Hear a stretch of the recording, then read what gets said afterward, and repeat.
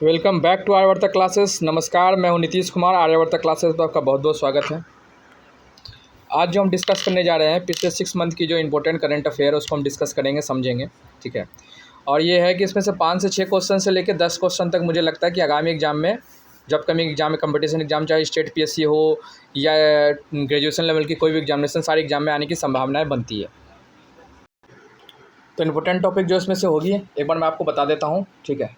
मिर्चा rice, Henley passport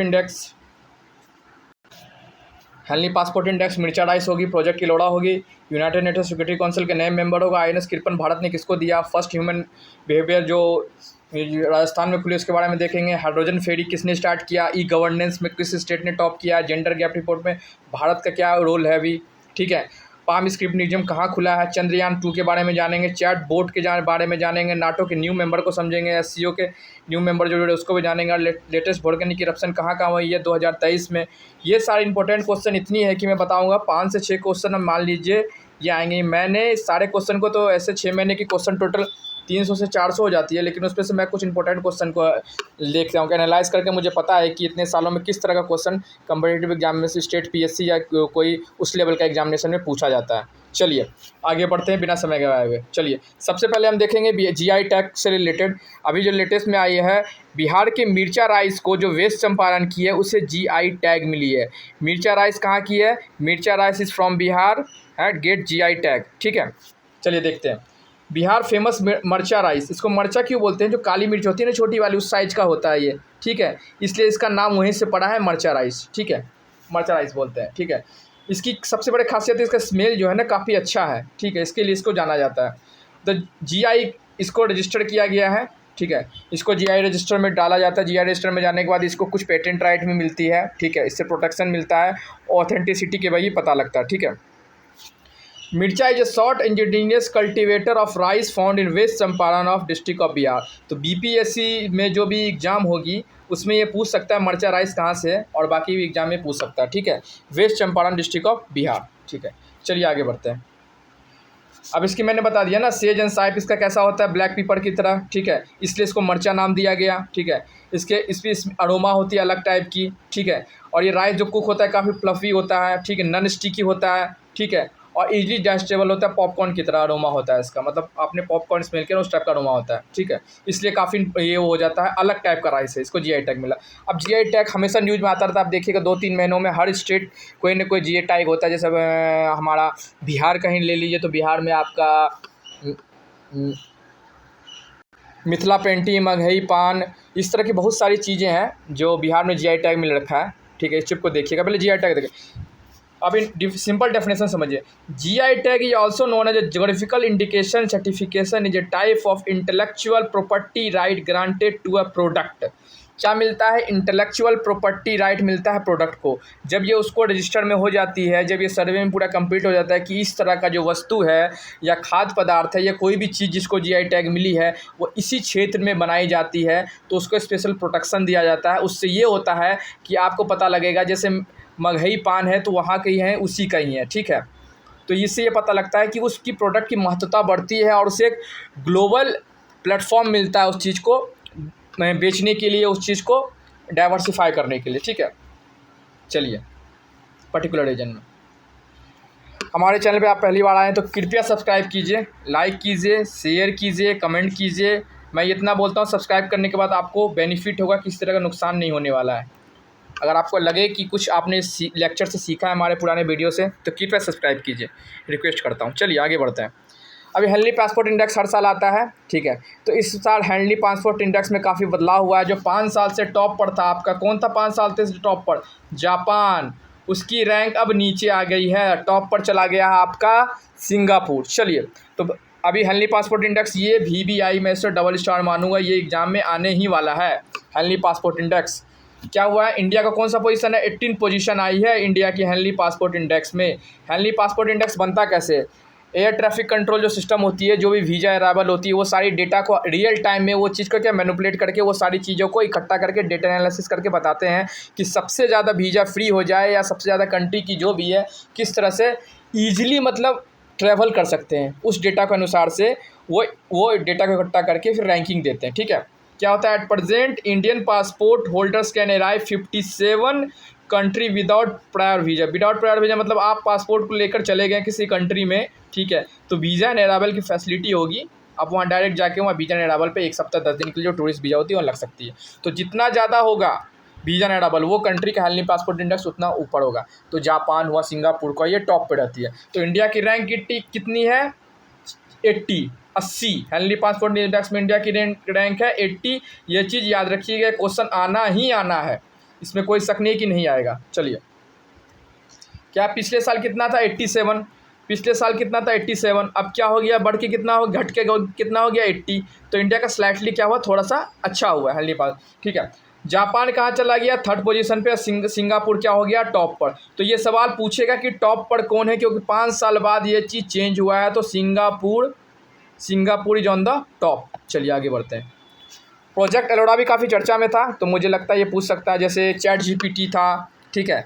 chat GPT किसका है, अभी मैंने पढ़ाया था आपको। चैट जीपीटी किसका है, ओपन एआई का। बार्ड किसका है, ठीक है, बार्ड भी माइक्रोसॉफ्ट का ही है, एआई, ठीक है। चलिए, माइक्रोसॉफ्ट ने क्या लॉन्च किया, प्रोजेक्ट एलोरा।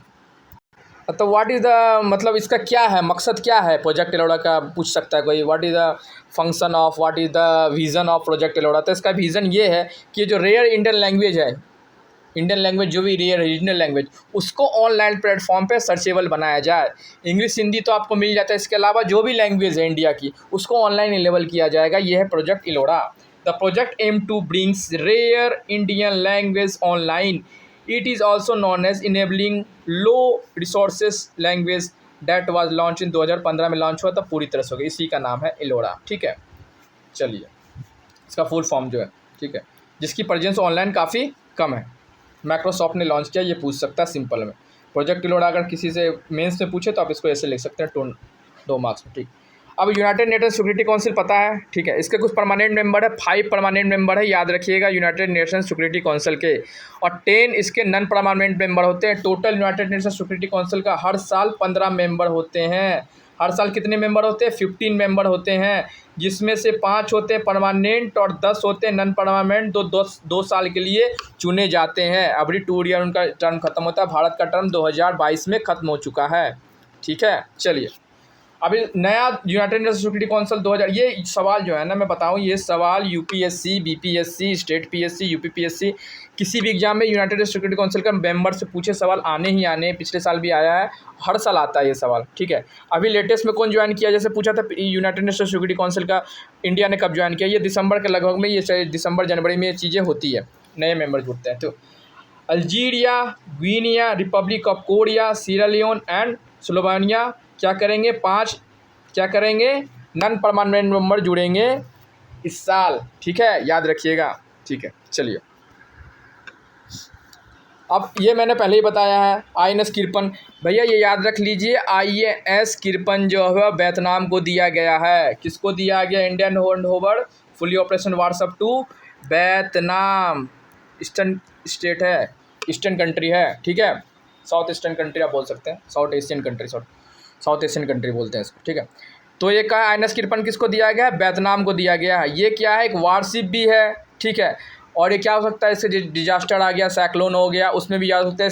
और सैलो वाटर मतलब ये कम पानी में भी जा सकता है। तो इसकी बहुत सारी कैरेक्टरिस्टिक्स है, फीचर्स बोल सकते हैं, जिसको जो इंडिया जिसको यूज करता था, वियतनाम को एज ए गिफ्ट दिया गया है। क्यों देने का कारण, साउथ चाइना सी में जो चाइना का दबदबा बढ़ा हुआ है, तो इंडिया चाहता है वियतनाम ऐसे जो कंट्री हैं, ठीक है, जिससे काफ़ी पुराना टाई है इंटरनेशनल रिलेशन में, वियतनाम से काफ़ी ज़्यादा ऑयल फील्ड से रिलेटेड बहुत सारी प्रोजेक्ट इंडिया की वियतनाम में चलती रहती है। तो इंडिया चाहता है कि साउथ चाइना सी, इंडियन ओशन में भारत का क्या रहे, दबदबा बना रहे। चलिए, तो किसको दिया, याद रखने लायक क्या चीज़ है, पीटी पॉइंट ऑफ व्यू से, indigenous build missile convert INS Kirpan to Vietnam. INS Kirpan किसको दिया गया, वियतनाम रहेगा, बहुत सारा इंडोनेशिया रहेगा, फिलीपींस रहेगा, तो आंसर विल बी वियतनाम। बस ये चीज़ याद रखिएगा, ठीक है। अब मैंने बताया था फर्स्ट बिहेवियर लैब, ये काफ़ी चर्चा रहा इस साल में, भारत का पहला बिहेवियर लैब। ये क्या है, लैब क्या है, ये लैब में आपको जो साइकोलॉजी होती है, इंसान की जो ह्यूमन बिहेवियर होती है, उसको रीड किया जाएगा। इसमें बहुत सारे प्रोफेसर्स होंगे, बहुत सारी सॉफ्टवेयर होगी, हार्डवेयर होगी, लैब तैयार किया जाएगा। ठीक है, उससे रिलेटेड एक्सपर्ट होंगे, ह्यूमन के बिहेवियर को पढ़ेंगे। एक ह्यूमन बिहेवियर साइंस होता है जिसमें हम जानते हैं जो कोई सीरियल किलर हो या किसी तरह का कोई भी क्राइम करता हो तो उसके बिहेवियर को समझ के हम उसकी आने वाली घटनाओं को समझ सकते हैं। ठीक है, राजस्थान में बिहेवियर सेटअप होने वाला है, कहाँ पर? जयपुर में, याद रखिएगा। ठीक है, इंटरनेशनल एक्सपर्ट होंगे इसमें। ठीक है, एक्सपेरिमेंटल वर्कशॉप होगी, इनोवेटिव टेक्नोलॉजी यूज होगी, सॉफ्टवेयर होगी, हार्डवेयर, बहुत सारी चीज़ को चाहकर ये चालू किया जाएगा। कहाँ बनने वाली है? क्वेश्चन राजस्थान पूछ सकता है या जयपुर में आ सकता है आंसर, तो आप जयपुर मार दीजिएगा। चलिए आगे बढ़ते हैं। अब ये भी काफ़ी चर्चा में, ये मैं बता रहा हूँ, ये भी मान लीजिए, ये क्वेश्चन छपा हुआ एक क्वेश्चन तो मान लीजिए। जैसे मैंने बताया Henley passport index India 80, Singapore rank 1, Bharat की 80 रैंक। और इस तरह से हाइड्रोजन फेरी जो है काफ़ी इंपॉर्टेंट है, न्यूज़ में आया, दुनिया की सबसे पहली फेरी सेवा। फेरी क्या होती है? छोटी बोट होती है ना जो कैनल्स में रिवर्स में चलती है शॉर्ट डिस्टेंस के लिए, उसे फेरी बोलते हैं। ठीक है, गुजरात में भी चलती है, मुंबई में चलती है। ठीक है, फेरी सेवा गोवा में चलती है। ठीक है, तो फेरी स्टार्ट होगा। कहाँ बनाया, किसने बनाया फर्स्ट हाइड्रोजन? ये नॉर्वे ने बनाया। किसने बनाया? नॉर्वे। इसका नाम है लिक्विड हाइड्रोजन। LH2 देख रहे हैं, ये लोगो मतलब है लिक्विड हाइड्रोजन। इसकी कंपनी जो है, ये कंपनी का नाम है नॉलेज। ठीक है, ये कंपनी इसने बनाई, हाइड्रोजन से चलती है। ठीक है, इसका नाम है MF hydra. MF hydra hydrogen से चलती है और इसे बनाया है नॉर्वे ने। याद करने वाली कौन सी चीज़ है? MF हाइड्रा हाइड्रोजन से चलती है, जिसे बनाया है नॉर्वे की कंपनी ने, और ये वर्ल्ड की सबसे पहली हाइड्रोजन से चलने वाली फेरी है। ठीक है, Norwegian hold Norled launch world first ferry to run on liquid hydrogen. ठीक है, चलिए लिक्विड हाइड्रोजन और बैटरी भी रहेगा इसमें, दोनों चीज़ रहेगी। ठीक है, अब next question, which team emerge victorious in Dubai Oman kabaddi final? Dubai में हुआ था अभी कबड्डी लीग। ठीक है, उसमें किस टीम ने जीता है? IPL के तौर पे ये तर्ज पे होता था ये। उमा कोलकाता। पूछ सकता है किसने जीता है उमा कोलकाता, क्योंकि ये कबड्डी से रिलेटेड हो सकता है, मैं भी पूछ सकता है, क्योंकि महिलाओं से रिलेटेड क्वेश्चन ये पूछते रहते हैं। किसको हटा के? पंजाब पैंथर्स को हटा के। ठीक है, और एक क्वेश्चन और इंपॉर्टेंट है, मैं बता दूंगा, स्टेट PS ये पूछ चुका है बहुत सारे एग्जाम में, अभी भी पूछ सकता है। अभी जो न्यू लॉ मिनिस्टर बने हैं वो कौन बने हैं? अर्जुन राम मेघवाल। कौन बने? अर्जुन लाल राम मेघवाल। ठीक है, किसको रिप्लेस किया? किरण रिजिजू। ठीक है, इनको रिप्लेस किया। तो पूछ सकता है न्यू लॉ मिनिस्टर कौन है? अर्जुन राम मेघवाल। चलिए अब अगला क्वेश्चन, ये भी वेरी इंपॉर्टेंट है, ये तो आना ही आना है। चलिए, विच is the first E government state in India? E government तो आप समझ ही रहे हैं कि सारी सर्विसेज को ऑनलाइन कर रहे हैं। अब ये सरकार ने क्या किया? केरल सरकार ने 800 से ऊपर जो सर्विसेज होती है स्टेट सरकार जो देती है, राज्य सरकार, सारी को ऑनलाइन कर दी। तो इनकी जितनी भी सर्विसेज हैं जो राज्य सरकार द्वारा दी जाती है, ऑल सर्विसेज और ई सर्विसेज नाउ, ई गवर्नेंस के तहत ये पूरी स्टेट ई गवर्नेंस होगी। भारत की पहली स्टेट ई गवर्नेंस हो गई पूरी तरह से। ठीक है, ये सवाल पूछ सकता है। Total e governance Kerala, total ही सारी चीज़। ठीक है, चलिए आगे बढ़ते हैं। जेंडर गैप रिपोर्ट मैंने पहले ही बताया था। जेंडर गैप रिपोर्ट में इंडिया का कितना रैंक हो गया है? 127। टॉप पर कौन है? आइसलैंड। 2023 में याद रखिएगा इंडिया का है 127, टॉप पर है आइसलैंड। चलिए ठीक है, 146 कंट्री की टोटल रैंकिंग हुई, जिसमें भारत का रैंक आया 127। ठीक है, याद रखिए कौन। और इसमें एक क्वेश्चन और पूछता है कि इस रिपोर्ट को जारी कौन करती है? Which agency publish this gender gap report? World economic forum. ये भी सवाल पूछता है, UPSC तक पूछ चुका है इस सवाल को। ठीक है, वर्ल्ड इकोनॉमिक फोरम इस चीज़ को करती है। चलिए आगे चलते हैं। चंद्रयान 3 14 जुलाई 2023 को, ठीक है, श्रीहरिकोटा अंतरिक्ष केंद्र से इसका जो हो लॉन्च हुआ था, तो ये जान लीजिएगा। बस इसमें पूछ सकता है कौन सा रॉकेट यूज हुआ था? Which rocket use in Chandrayaan 3? Chandrayaan 3 में कौन सा रॉकेट यूज है? LVM3। ठीक है, याद रखिएगा इस रॉकेट का नाम है LVM3। चलिए क्या है, इसमें स्टेजेस होती है, मैं उतना डिटेल में नहीं जाऊंगा। लिक्विड स्टेज होती है, सॉलिड स्टेज होती है, फिर क्रायोजेनिक स्टेज होती है। तीन क्रायोजेनिक इंजन भारत ने बना लिया है। ये क्रायोजेनिक इंजन का ही एक हिस्सा LM3। ठीक है, क्योंकि इसे भेजना कहाँ है? जियो सिंक्रोनाइज ऑर्बिट में। ठीक है, जियो सिंक्रोनाइज ऑर्बिट में इनको भेजना है। चलिए देख लेते हैं लॉन्च व्हीकल को। ठीक है, इनका फुल फॉर्म क्या है? लॉन्च व्हीकल मार्क 3 और LVM3 बोलते हैं। इसका पुराना नाम था geo synchronize satellite launch mark vehicle 3। ठीक है, जियो सिंक्रोनाइज क्या होता है? ये देख लीजिए, अर्थ देख रहे हैं। ठीक है, पोलर इक्वेटर जो एक होते हैं सेटेलाइट जो होती है, नॉर्मल जो सेटेलाइट होती है वो क्या करती है, वो सन सिंक्रोनाइज होती है, मतलब जहाँ पर वो लगाई गई है, जैसे इंडिया के ऊपर रहेगा वो, ठीक है, इंडिया के ऊपर, तो वो अर्थ के रोटेशन के साथ वो हमेशा घूमता ही रहेगा, ठीक है। ठीक है, अब जो लॉन्च व्हीकल होगा उसको किस में भेजना पड़ेगा, जियो सिंक्रोनाइज, उसको क्या करना पड़ेगा, उसको अर्थ की जो वेलोसिटी है उसको क्या बोलते हैं, एस्केप वेलोसिटी, उस वेलोसिटी से उसको वापस करना पड़ेगा, वो मून की वेलोसिटी में, मून की ग्रेविटी में चला जाएगा। इस चीज़ को आप समझिएगा, ठीक है। अभी मैं एक बार और समझाता हूँ। जैसे ये अर्थ की ऑर्बिट हुई, ठीक है, यहाँ से चंद्रयान छोड़ा गया, ओके, ठीक है। अर्थ की अपनी ग्रेविटी है, जब तक ये ग्रेविटी को ये क्रॉस नहीं करेगा, ये मून की ग्रेविटी में नहीं जाएगा, मून का चक्कर नहीं लगाएगा, तो इसको एक एस्केप वेलोसिटी से पास करके क्या करना पड़ेगा, धीरे धीरे धीरे धीरे ये क्या करेगा, इसकी एस्केप वेलोसिटी से पास करके किसमें चला जाएगा, मून की ग्रेविटी में चला जाएगा ये, और ये अगस्त के दूसरे सप्ताह तक मून की ग्रेविटी में जाके हमें तस्वीर भेजने लगेगा, ठीक है। इस चीज़ को समझिएगा, एस्केप वेलोसिटी आपने फिजिक्स में पढ़ा होगा, 9th-10th की बात है ये। चलिए, इसरो ने लॉन्च किया है क्रायोजेनिक इंजन। आपने पढ़ा या नहीं पढ़ा है, लेकिन एक बार जान लीजिए क्रायोजेनिक इंजन क्या होता है। ये लो टेम्परेचर पे लिक्विड नाइट्रोजन को जमा कर एक ईंधन बनाई जाती है क्रायोजेनिक इंजन। ये काफ़ी ताकतवर होता है, हैवी बूस्टर होता है, इससे आप काफ़ी दूर तक चीज़ों को ले जा सकते हैं स्पेस में, इसलिए क्रायोजेनिक इंजन। पहले इंडिया के पास क्रायोजेनिक इंजन नहीं था, रशिया ने भी मदद नहीं है, किसी ने, इंडिया ने खुद डेवलप किया है काफ़ी दिन तक, ठीक है, क्रायोजेनिक इंजन। तो भारत के लिए बहुत बड़ी बात थी ये क्रायोजेनिक इंजन, ठीक है। अब ये कैसे काम करता है, -320 डिग्री सेल्सियस में, ठीक है, लिक्विड हाइड्रोजन को जमाया जाता है, फिर उसको क्या होता है, वेपराइज किया जाता है, फिर एक हीट एक्सचेंजर में भेजा जाता है, ठीक है।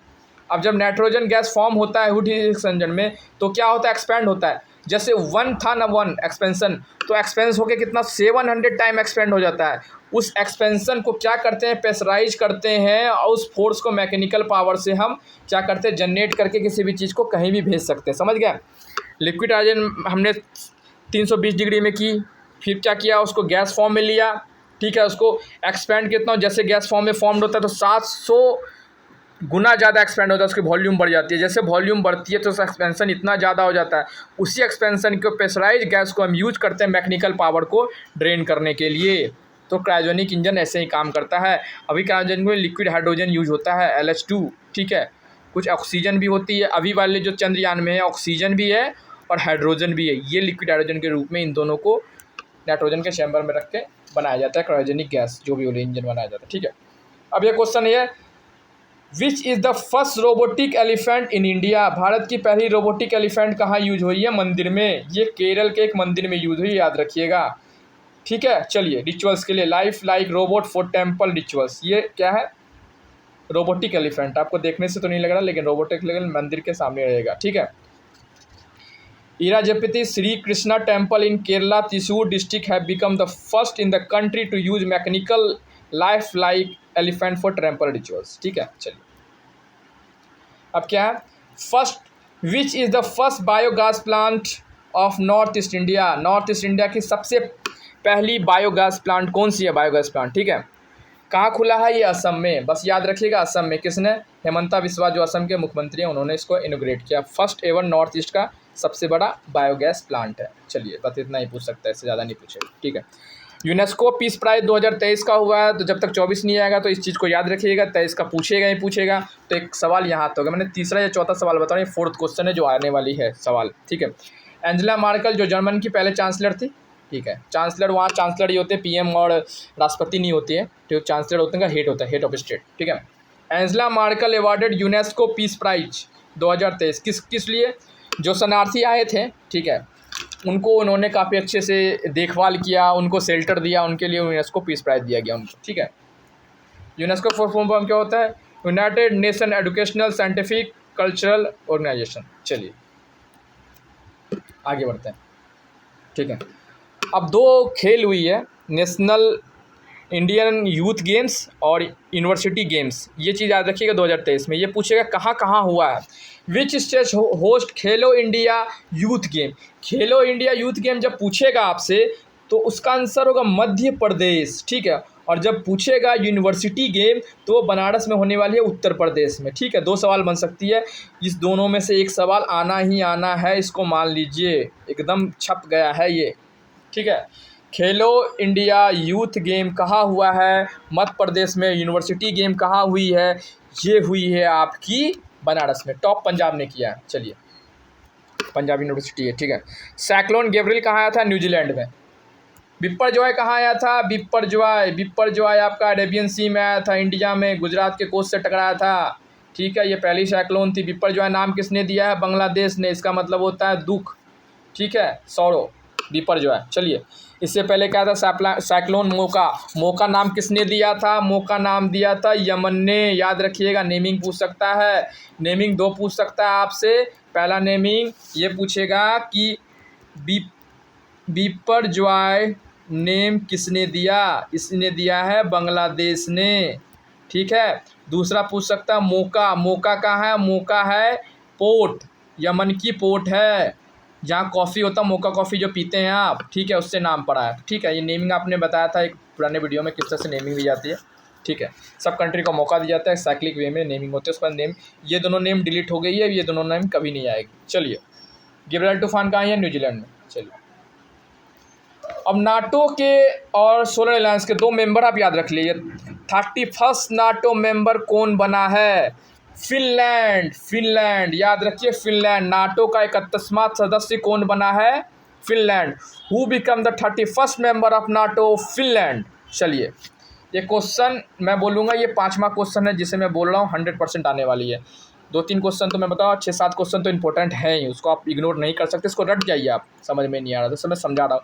नाटो की कहाँ है हेडक्वार्टर? ब्रुसेल्स। नाटो के मैंने एक रिलेटेड वीडियो बनाया है, आप एक बार जाके देख लीजिएगा, इंटरनेशनल ऑर्गेनाइजेशन, उसमें मैंने नाटो को अच्छे समझाया, इतिहास से लेकर अभी तक नाटो का क्या है, ठीक है। लोगों को पसंद आया, कुछ लोगों को नहीं आया, शायद मैंने ज़्यादा डिटेल में बता दिया, लेकिन आप एक बार देखिएगा, अगर आपको नाटो को बारे में जानना है तो पीटी में सारे पॉइंट ऑफ व्यू से इंटरनेशनल रिलेशन आपका क्लियर हो जाएगा नाटो से रिलेटेड, ठीक है।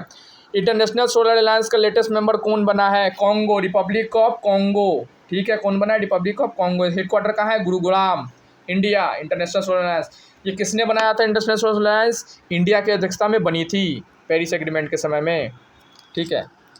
COP21 आपको याद है? COP21 पेरिस में हुई थी, ठीक है। इकोलॉजी एनवायरनमेंट से रिलेटेड है, ठीक है। चलिए, मैं उतना डिटेल में जाऊँगा। बस नाटो का 31वां मेंबर फिनलैंड है। इंटरनेशनल सोलर अलायंस को जो लेटेस्ट में ज्वाइन करने वाला कॉन्गो है। चलिए, आगे बढ़ते हैं, ठीक है। 9th मेंबर SCO का कौन बना है? ईरान। ये क्वेश्चन भी छप गया, ये छठा क्वेश्चन बता रहा हूँ मैं, ये आना ही वाला है 6 से, ठीक है। इससे पहले कौन बना था? इंडिया और पाकिस्तान इससे पहले जुड़े थे SCO, संघाई कोऑपरेशन ऑर्गेनाइजेशन। इसमें 2 नए मेंबर जुड़े थे, इंडिया पाकिस्तान। उसके बाद जो नया मेंबर आया ईरान, तो ये पूछ सकता है, ठीक है। SCO कहाँ होने वाला है? इंपॉर्टेंट इसलिए है कि इस बार भारत में होने वाला है, वर्चुअली होने वाली है, भारत में होने वाली है। हेडक्वार्टर कहाँ है इसकी? Beijing, China. चलिए, आगे बढ़ते हैं। और G20 से मैंने बता दी से 8, 9 या 10 सितंबर को होने वाली है, इंडिया में प्रगति मैदान में होने वाली है, ठीक है। तो ये पूछ सकता है कि सेपड़ा कौन सा? सेपड़ा से मैंने रिलेटेड बताया, G20 से मैंने सारी एक लेक्चर बताई है, उससे देख लीजिएगा। G20 का सेपड़ा कौन सा, ये पूछ सकते हैं। अमिताभ कांत, जो पहले CEO थे किसके? नीति आयोग के, ठीक है। ट्रिकोटा भी मैंने बता दिया था, ये क्या होता है? 3 देशों का समूह होता है जो G20 को ऑर्गेनाइज करती है। चलिए, मैं एक बार फिर बता देता हूँ, ये इस तरह से चलता है, एक सेकंड, ये इस तरह से चलता है, ठीक है।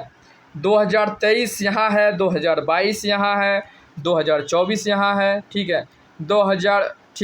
2023 में इंडिया में हो रहा है, अगला ब्राज़ील में होगा, इससे पहले इंडोनेशिया में हुआ था। तो ट्रिकोटा इसी को बोलते हैं, ट्रोकिया बोलते हैं इसको, ट्रोकिया। चलिए, ट्रिकोटा नहीं बोलते हैं। चलिए, where the Asia largest helicopter factory, Bharat की नहीं, एशिया की सबसे लार्जेस्ट हेलीकॉप्टर फैक्ट्री कहाँ बनने वाली है? कर्नाटक में बनने वाली है, याद रखिएगा। हिंदुस्तान एरोनॉटिक्स लिमिटेड बनाने वाली है, प्रधानमंत्री ने इसका इनॉग्रेट किया है। चलिए, इसमें ज़्यादा जानने लायक कुछ नहीं है, ठीक है। Who won under twenty SAFF championship? SAFF championship under twenty का किसने जीता है? इंडिया ने डिटेंड किया, कलिंगा में हुआ था, कलिंगा स्टेडियम जो कि भुवनेश्वर में है। अंडर-19 का जो वर्ल्ड कप चैंपियनशिप है क्रिकेट का, वो किसने जीता है? ये इंडिया ने। ये क्वेश्चन आएगा, ये मैं बता रहा हूँ, ये लिख लीजिए, क्वेश्चन आएगा। पहले भी अंडर-17 का फुटबॉल का पूछ चुका, किसने जीता था? स्पेन ने जीता था पिछले साल, ठीक है। वो फुटबॉल का था, क्रिकेट का, लेकिन महिला जब जीती है, इंडिया जीतता है, तो सवाल बनता है who one under-19 cricket world cup? किसने जीता है? इंडिया ने। चलिए, आगे बढ़ते हैं। रिपब्लिक डे के चीफ गेस्ट पूछ चुका है 2023 का, जब तक 24 नहीं आएगा नया गेस्ट आएगा नहीं। तो जो इजिप्ट के हैं, ठीक है, राष्ट्रपति अबुल फतेह अल सीसी वो थे चीफ गेस्ट। चलिए, विच कंट्री एशिया है the first hydrogen power train? Hydrogen power train news में रहा है। सबसे पहले किसने लॉन्च किया था? जर्मनी ने। उसके बाद चाइना ने लॉन्च किया। China has become the first country in Asia, second in the world. पहला किसने लॉन्च किया था? जर्मनी ने। बस याद रखिएगा, पहला जो जर्मनी ने, दूसरा क्या है। और ये क्या कर सकती है? 160 किलोमीटर की गंतव्य चल रही है। एक सिंगल रिफ्यूलिंग में 600 किलोमीटर तक चल सकती है हाइड्रोजन फ्यूल से। ठीक है, तावे महोत्सव काफ़ी चर्चा में रहा था। ठीक है, इसमें कुछ हंगामा हो गया था।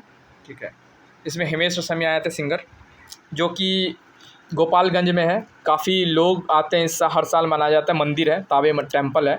ठीक है, ये बिहार में मनाया गया था, बस याद रखिएगा। तो बीपीएससी से पूछ सकता है कहाँ है तावे महोत्सव? गोपालगंज।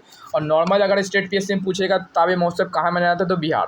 ठीक है, तो Thawe festival is annual event take place in the Gopalganj Bihar. The festival objective is to promote tourism the religion and encourage visitor to explore the Thawe Durga temple which is prominent attraction of the area.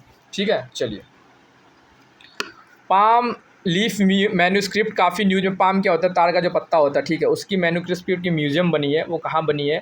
वो बनी है केरल के राजधानी त्रिवेंद्रपुरम में, याद रखिएगा। ठीक है, कहाँ बनी है?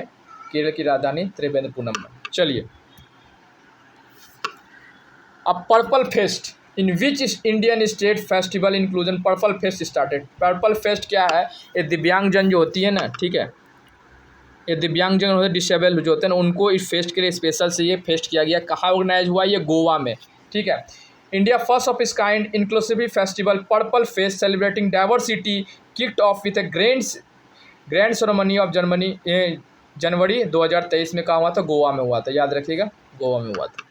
गोवा पर्पल फेस्ट, बस पूछिएगा पर्पल फेस्ट कहाँ हुआ? गोवा में हुआ था। चलिए, 12th हिंदी कॉन्फ्रेंस 2023 कहाँ हुआ है? फिजी में। ये सवाल भी छप गया, ये 7वां सवाल बता रहा हूँ, ये आएगा। ठीक है, 12th हिंदी कॉन्फ्रेंस 2023 कहाँ हुआ है? फिजी में, नादी, फिजी की राजधानी नाजी में। ठीक है, चलिए आगे बढ़ते हैं। जयशंकर हो गए। चलिए, अब अजय बग्गा तो काफ़ी न्यूज़ में रहे हैं। 14 प्रेसिडेंट ऑफ वर्ल्ड बैंक, ये क्रेडिट पहले थे CEO मास्टर कार्ड के CEO थे। अब ये कहाँ हो गए? अजय बग्गा बन गए हैं वर्ल्ड बैंक के 14th प्रेसिडेंट। चलिए, तो आपको G20 से रिलेटेड क्वेश्चन आएंगे, G7 से रिलेटेड क्वेश्चन आएगा, यूनाइटेड नेशन सिक्योरिटी काउंसिल से रिलेटेड क्वेश्चन आएगा, SCO का नया मेंबर ईरान जुड़ा है, वो पूछ सकता है। ठीक है, फिर क्या बोल सकता है? शेरपा कौन है? शेरपा अभी कौन है, वो पूछ सकता है। ठीक है, ये सारी सवाल जाए। नाटो का जो नया मेंबर है फिनलैंड, वो पूछ सकता है। ये सब इंपॉर्टेंट क्वेश्चन है। और कुछ सवाल ये हो सकता है कि इंडिया का रैंक हेनली पासपोर्ट इंडेक्स में कितना? 80। इस बार जापान पीछे चला गया, 3 नंबर पे, टॉप पे सिंगापुर आ चुका है, तो ये पूछ सकता है। ये तो सारी ऐसे क्वेश्चन है जो पूछना ही पूछना है, इसको स्किप नहीं किया जा सकता है किसी भी PSC एग्जाम में या नॉर्मल एग्जाम में। ठीक है, अब वोल्केनिक इरप्शन मैंने बहुत बताई है, तो ये 22-23 का मैं रिवाइज करा रहा हूँ। मायोन कहाँ है? आपको याद है? रिवाइज कीजिए, याद कीजिएगा, याद है। ठीक है, मायोन्स का फिलीपींस में, फिलीपाइंस भी बोलते हैं इसको। ठीक, मरप्पी कहाँ है? इंडोनेशिया में। मोना लोआ कहाँ है? हवाई में। कहाँ है? हवाई में। किरावा कहाँ है? हवाई में। ये लेटेस्ट सबकी इरप्शन हुए, बैरन आइलैंड, अंडमान एंड निकोबार। तो ये याद रखिएगा, इसमें से एक सवाल आना ही आना है। मोना लोआ भी एक्सप्लोड हुई है, मरप्पी भी एक्सप्लोड हुई है, मायोन अभी रिसेंटली हुआ है, किलौवा भी एक्सप्लोड हुई है, बैरन आइलैंड भी थोड़ी एक्सप्लोड हुई थी 2022 के शुरुआती में। तो ठीक है, तो इनमें से एक वोल्केनिक इरप्शन पूछने वाला है आपसे। चलिए नेक्स्ट क्वेश्चन देखते हैं, कुछ 2 क्वेश्चन। ठीक है, बार्ड AI मैंने पहले बताया था। बार्ड AI किसने लॉन्च किया? माइक्रोसॉफ्ट ने लॉन्च किया है, गूगल ने लॉन्च किया। सॉरी, बार्ड AI किसने लॉन्च किया? गूगल ने। बार्ड AI किसका है? गूगल का है। ChatGPT जी किसका है?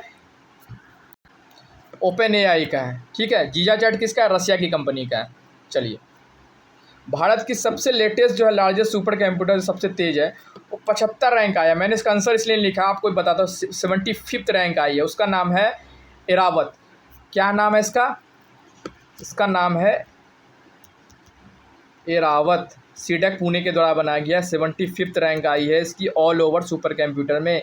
ये AI बेस्ड है, ये क्या है, आर्टिफिशियल इंटेलिजेंस बेस्ड है, ये है सुपर कंप्यूटर जिसका नाम है एरावत, एरावत हाथी के नाम से। ठीक है, चलिए थैंक यू सो मच। आपको अगर लेक्चर अच्छा लगा हो प्लीज़ सब्सक्राइब कीजिए, लाइक कीजिए, शेयर कीजिए। अगर आपने कुछ सीखा होगा तो प्लीज़ सब्सक्राइब कीजिए। Thank you so much.